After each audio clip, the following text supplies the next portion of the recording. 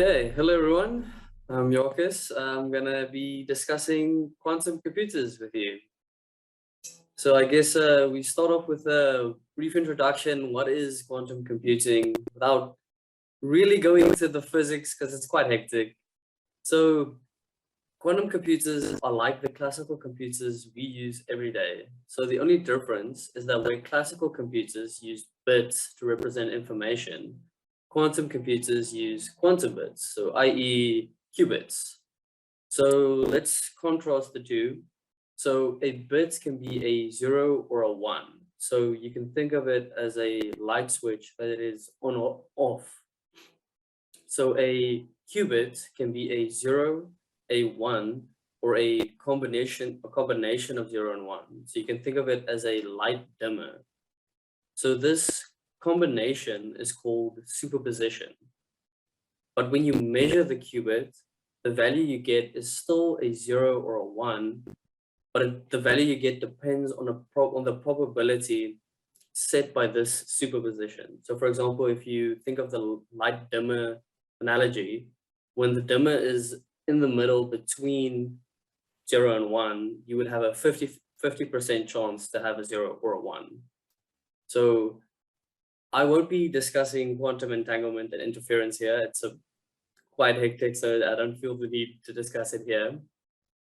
So we can continue and discuss that a classical computer can only be in one state at a time.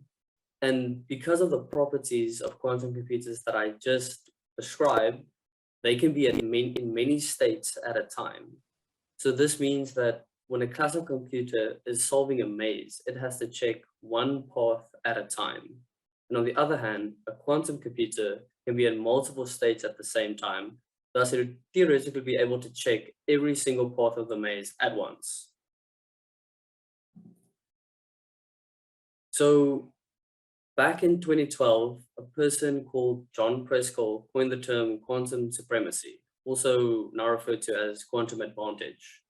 So the premise is that quantum computers have supremacy over classical computers if it can be shown that a quantum computer can solve a problem that no classical computer can solve in a feasible amount of time. So in 2019, Google said they have shown that. Everyone was a bit skeptical. IBM was one of the entities that challenged Google's claim. But however, a year later in 2020, a group at the University of Science and Technology of China implemented a program that could demonstrate quantum supremacy. The authors claimed that a classical supercomputer would require 600 million years to solve the problem, where their quantum computer could solve it in 20 seconds. So this claim was not challenged. So just a note on that, quantum computers are not computationally more powerful than classical computers. Any solvable problem can be solved on both. The difference comes with how long each takes to solve that problem. So let's take a moment to discuss a quantum algorithm, namely Shor's algorithm. As most of you know, a lot of the internet uses encryption based on the multiplication of very large prime numbers. This is done because it is very easy to get the multiplication of two numbers, but extremely difficult to find the correct prime factors of this large result. So this is where Shor's algorithm comes in.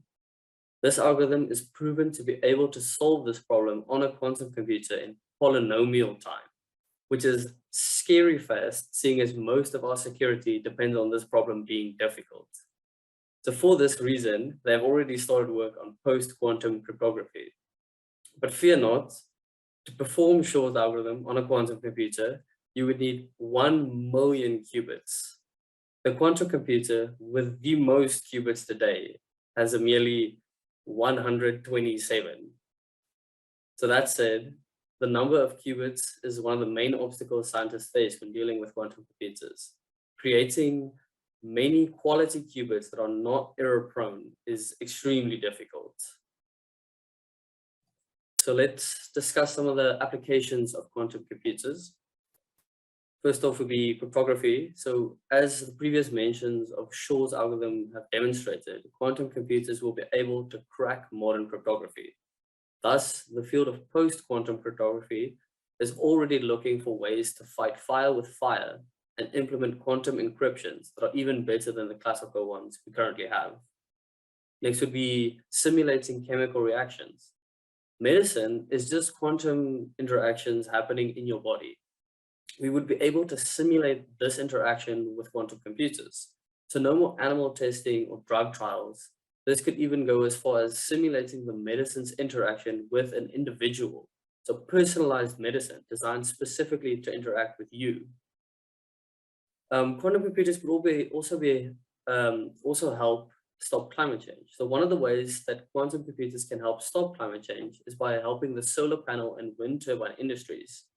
We could better simulate and take into account all the variables that come into play when designing the location and layout of these power plants. Where these renewable power plants are located can massively improve the amount of energy produced as well as lower the startup costs.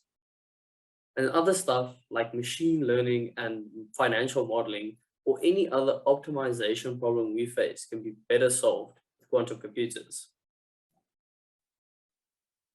There are resources online where you can actually learn to program on simulated quantum computers or real physical quantum computers. So IBM lets you do both for free on their hardware, making use of Python and Qiskit, the open source SDK for working with quantum computers. Microsoft has a quantum development kit that ships with a quantum simulator able to run their quantum programming language, Q#. So I encourage you to try it yourself if you feel up for the challenge. And thank you for listening to my talk.